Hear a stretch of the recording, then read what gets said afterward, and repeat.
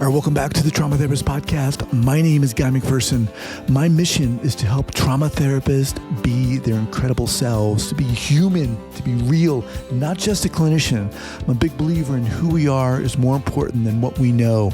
And this requires cultivating authenticity, genuineness, and vulnerability, and that requires intention. You can learn more about my courses and workshops by going to thetraumatherapistproject.com. That's thetraumatherapistproject.com. Let's get started. All right.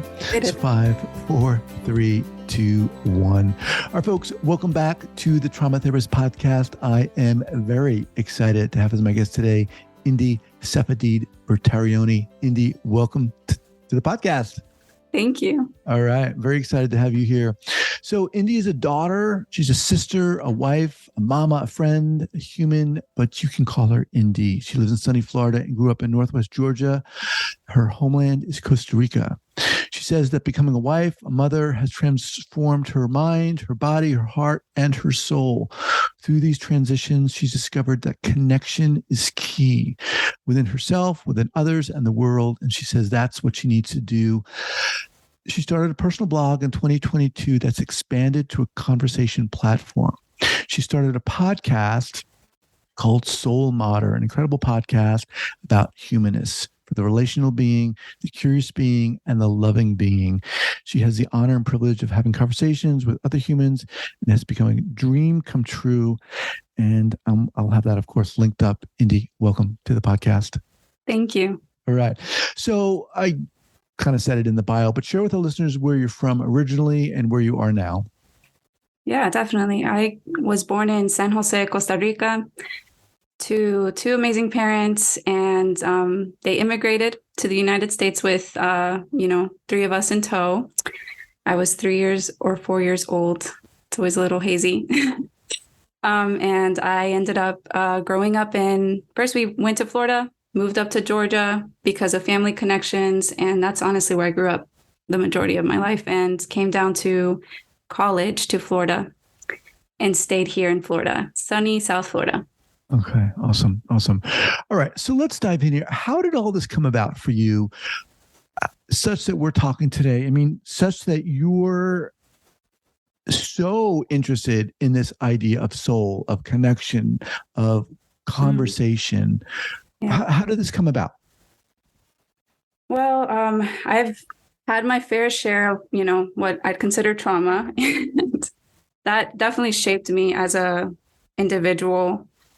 And I think is what kind of sparked interest in other suffering, if that makes sense. So from a young age, I was asking kind of bigger questions. I lost my sister when I was 7 years old. I found her drowning. And oh my God. That was honestly one of the most, pivotal points in my life, where I was left kind of devastated at such a young age, confused, left with so much wondering about why, why does death happen? Mm. And from there, how old was she? She was 3 years old. Okay. Yeah, she was a little baby. And, that is just one of the things that kind of shaped my mindset, my perspective on the world. And I grew up moving a lot. We grew up kind of transplanting as immigrants. My parents just trying to make it work. And, they made some incredible sacrifices. I respect them. I love them. But it definitely put, me as a young person through a lot. And I think I took a lot from that. Even though it was hard, I just was left with this unending curiosity to know. And I think I carried that through in my education. I became so excited to learn. I would devour books. I loved nonfiction or fiction at one point, and, eventually started just looking for more knowledge. I think because of my upbringing, because of those experiences that shaped me. Okay. I want to ask you to get a little more specific here. So you said, you had experienced traumas that had impacted you. And of course, the experience with your sister had impacted you.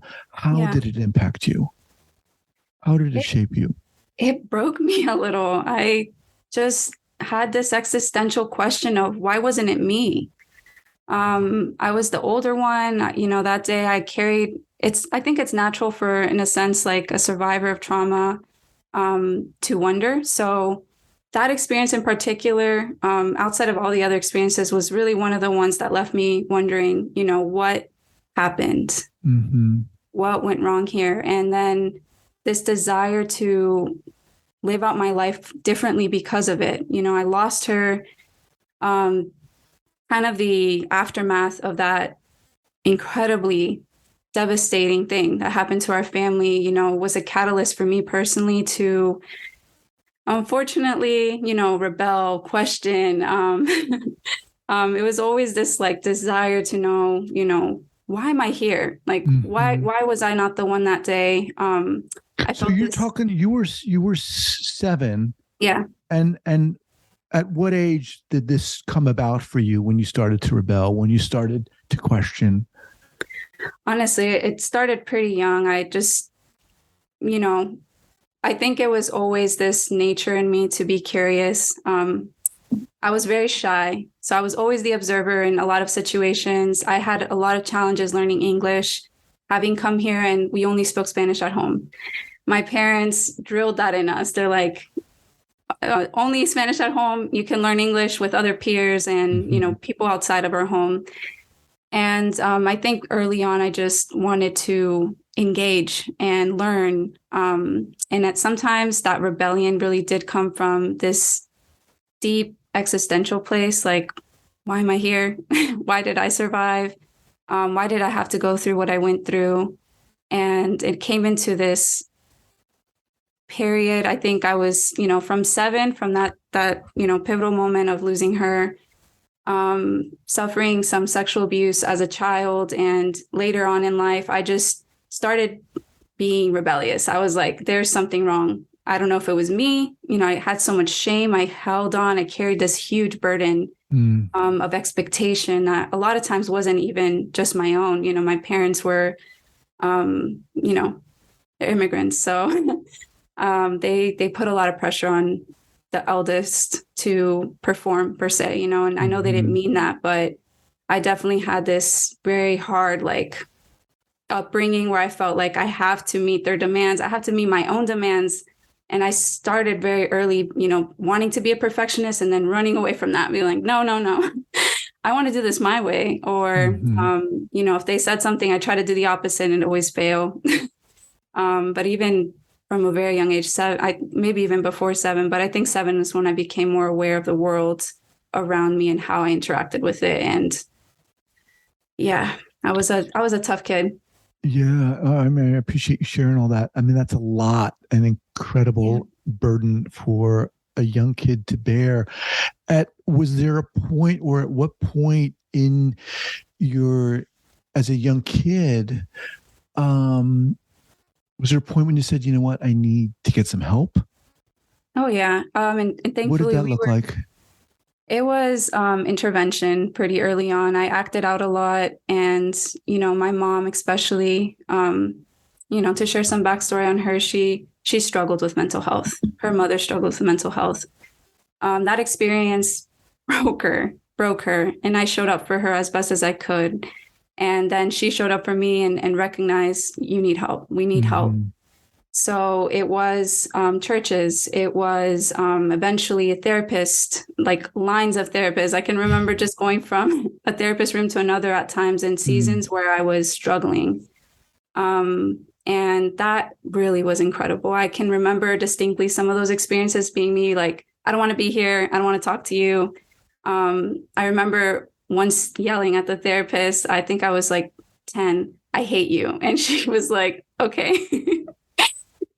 She knew it was not personal, but yeah, it was a lot of that. I did, thankfully, in moments of really tough, like, reactions from my end, I remember, you know, others, you know, pointing me to help. And that kind of also was that idea of like, oh, I don't like therapists. And then I ended up, you know, pursuing that. So I'm thankful for those people who showed up with this angry girl in that room and just were there. Like they just sat there and let me take it out on them. And my parents, they did the best they could under the circumstances with the anger and the shame, everything I was carrying. So yeah, thankfully I had the help. What did you learn? I mean, what are some of your takeaways now, having studied therapy as a therapist, looking back on your own experience as a client in that room? What were some of the things that some of the therapists did that maybe helped you or shifted things for you? Well, from where I was more aware, what was happening, I quickly became, like I said, the observer in situations like that where I was like, I'm not budging, I'm not going to talk to you, or lashing out at some point when they triggered, they found out a way to get me to open up, was their persistence, just showing up. Like sometimes I could tell the difference between someone who really wanted to be there and others who were just like, oh, I'm getting paid to do this. Mm-hmm. And, you could kind of see it behind the glimmer in their eye or like their body, mannerisms and body language that they were having a hard time. But those that were just there, there's one in particular, Mrs. Higgins, who, oh my God, I remember resisting it so much at first, but that therapeutic relationship was key for me. I remember I had never cried that much in my life. I was never allowed to cry. I never allowed myself to cry. I sobbed from this deep, deep hole in my soul and like just let it all out. And she just sat there. And it felt uncomfortable at first because like, you're just going to stay here and watch me cry.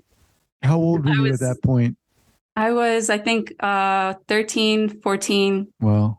And I kept going there until I was like, 14 or 15. So 3-year relationship. And what was it about her that helped create that relationship? I could sense the love. I could sense she loved doing that and being there.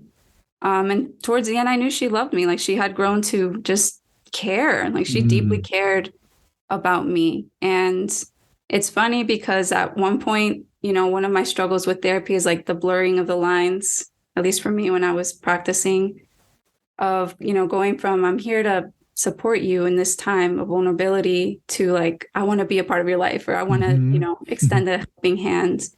And she just balanced that beautifully. I never felt infringed upon outside of those therapy sessions. She never once, betrayed my trust.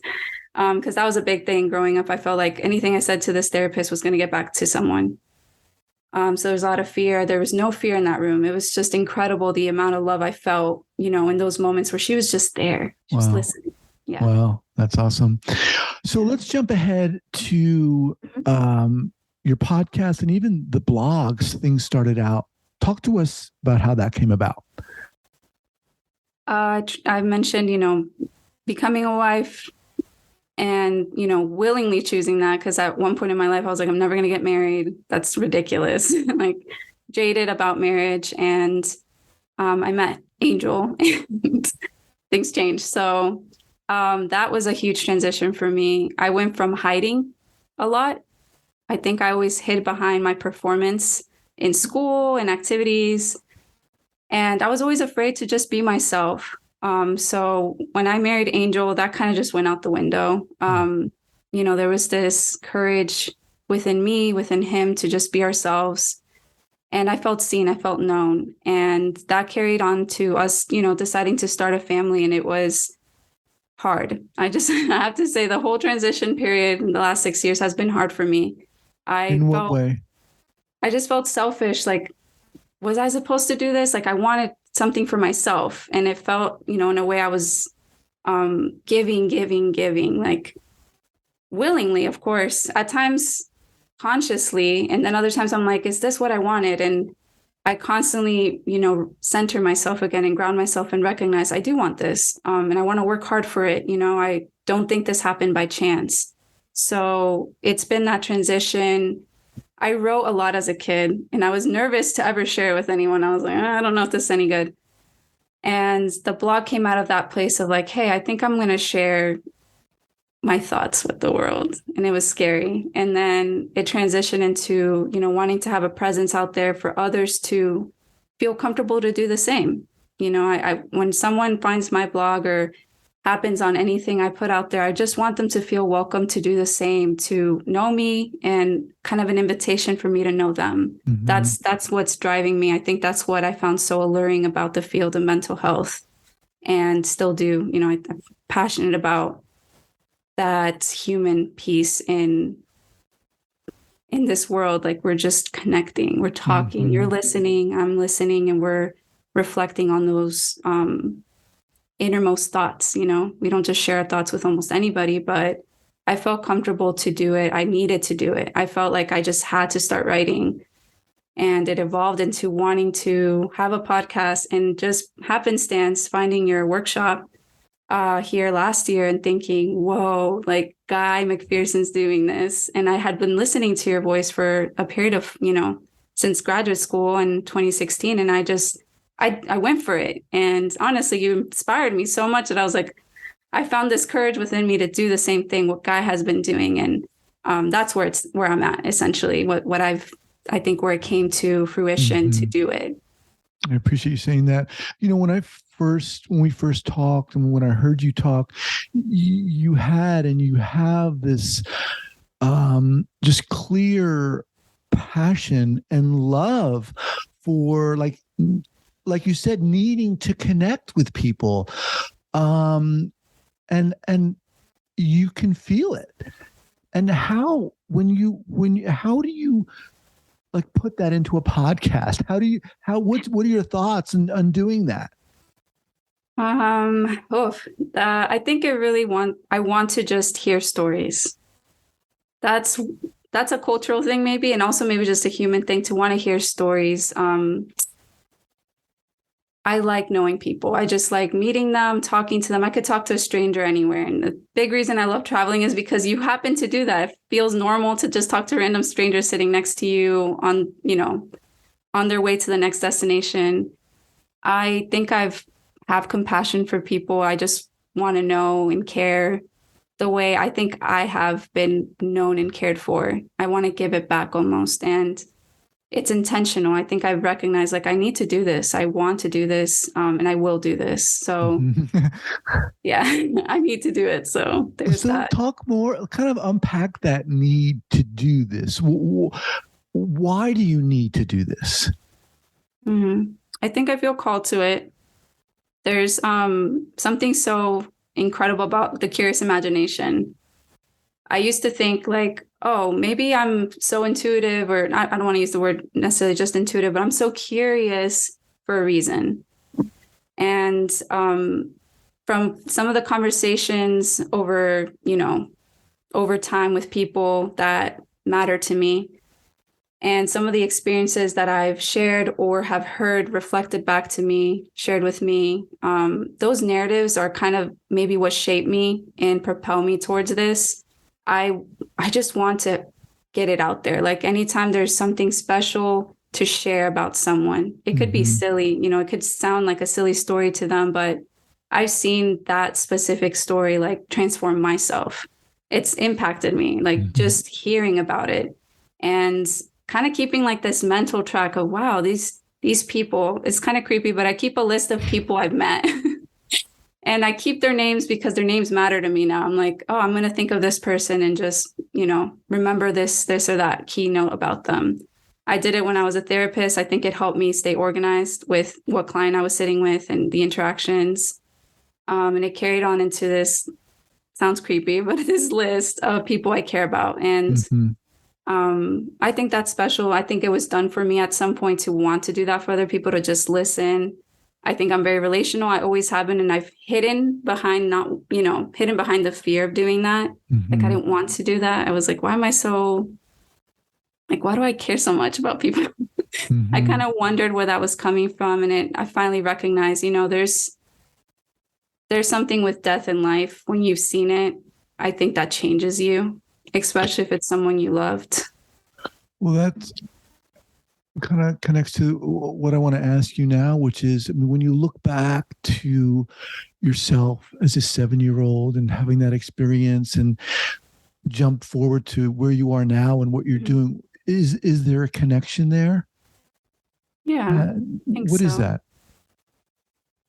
Well, my sister Paola, She was 3 years old, and she was the fourth born to my mother. And she just could talk to anybody. It was almost annoying because we always knew, like, if we couldn't find her, she was talking to someone. And she was 3 years old. And I remember that inquisitive nature in her. For 3 years, she left a huge impact in our lives. It was a hole, a huge hole. And her leaving this earth, like her death, it left a hole big enough the grief was overwhelming, in our family. People who'd met her just once were like, what? Like, she's gone. And that funeral was one of the hardest things I've ever been to. And it stuck with me. I think it stuck with me. It's been something that I, like mentioned, I've just been so afraid to lose people. I think there's this fear in me to like lose someone, a fear of abandonment, from different other things that have happened. And that, I think, is key in wanting to know people. I think that has propelled me to I want to know you. Like, if I met you, I think there's a reason for that. And it's special. I want to nurture it. I want to connect with you and even connect you to someone else that might connect with you. I want to share your story. I want to listen to that story. And it's a sacred space I've experienced as someone in the seat, per se. And that I think I've managed to host that space for others. And I think it's important. That word sacred, I mean, that phrase sacred space jumps out to me because that's kind of what I felt when I first talked to you and you started talking about this. It was like, I felt to myself, my God, this woman is like serious about this. She's passionate about this. It's not just, oh, I'm going to do this. It's like, I need to do this. And I felt the power of your need to that curiosity and that almost that honoring of people's stories. And I think it even resonates for me more strongly because it's almost antithetical to our culture now where we're not taking the time to hear people, to engage with people. And yet you're creating this amazing space to do just that. Thank you. Yeah, I hope that that's my intention moving forward, is doing just that. It's hard to see the social narrative at times with others sharing their struggles. I've experienced it myself, maybe where you put something out there and you feel like it's received with radio silence, but it's on the web. It's on like this, whatever, the internet is. And there may or may not be someone who resonates with it. But when you do it in person, or you foster like the garden in person with someone, it's beautiful. I want to bring that out there because I think there has been like a loss of ourselves online versus ourselves in person. And it's hard to be authentic at times in person. It's really hard. So imagine behind the screen, like you can obviously just say whatever you want. It may or may not hurt or, be a compassionate thing to share with other people. But that connection, like that witness to someone and their story, if they decide to share that is what is key. Like, I hope that is what gets across. If I do share something or invite someone into that opportunity, I think that's important. And I'm excited to see what happens with Open Authenticity. I've been following along and seeing the dates you have there. I think in the therapist field, there's a lack of community at times, like a lack of connection, even between therapists. I felt that at least that was my experience when I was in graduate school and deciding whether or not to, consider licensure. So I hope that can be healing for someone. That's my goal, is that it can be healing. I think I had a lot of inner work that I needed to do. And I'm doing it. It sucks. It really is not fun. But it's worth it because I think that awareness is key in being there for other people. What about it sucks? When you say it's the inner work sucks, what are you talking about specifically? I avoided and denied there was something more, and I think the spectrum of trauma for any person, I think sometimes can either be like, oh yeah, that happened. And what about it, Or for me right now, I'm in this space where I'm like, oh my goodness, I'd never faced that. Like I just said it happened. I remember sharing times like at times with someone like this really scary piece of information and just watching a reaction and being like, ugh, that's why I don't tell people that, you know, that's why I don't share that. I'm scared to share it. I felt so vulnerable. Like I hate crying. I'm not someone who enjoys crying, but that inner work has been a lot of crying. It has been a lot of anger, like that comes up and I was like, I thought that was resolved. Why am I still angry? What's underneath that anger? And like exploring that. And it's been helping me just prune the bias, prune the fears, prune like the triggers for me as a person in relation with other people, not just in counseling, but definitely in just connection with people. Like I see when I do that, it's hard for me, but I know it invites someone else to do it, you know, like, oh, you know, this is not easy, but if you do it, you're going to feel almost free. Like after you're going to feel this, whoa, like it just changes things. I felt like it's transformed me a little bit going through this growing pain and self-awareness process and inner work healing journey. And it's been good, but it's hard. I think what you're doing with your podcast, SoulMatter, you know, you're creating a space for people to share very intensely, and it's obviously, and I'm sure you know this, is going to be very impactful on you. You know, because similarly for me, I wasn't expecting how much I was going to be impacted and even challenged to, you know, even be more vulnerable and be myself more. I wasn't expecting that, but I think you're even more overtly doing that in your podcast. And I think it's going to be really inspiring for the listener and also for yourself too. Get ready. I'm trying. Thank you. So let me just remind everyone, I'm speaking with Indi, Safaddid-Bertarioni. The podcast is called SoulMatter. And now you also got a group, correct? Do you want to talk about that?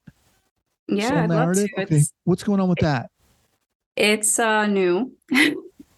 It's something I've been working on. I think I wanted to coincide them, doing SoulMatter, Soul Narrative, and it's really an open invitation right now.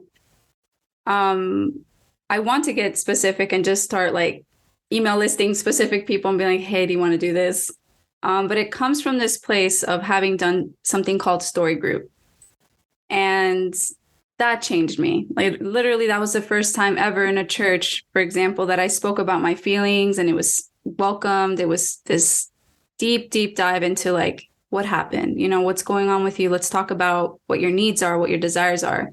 And that's where this is coming from, honestly, from an inspiration of working through a lot of my own stuff and wanting to do that for others. So it will be small. I think I'm welcoming 5 people at most for now while I grow into it, to host this curious space, this open space to just talk. I will be inviting people to share specific stories about themselves.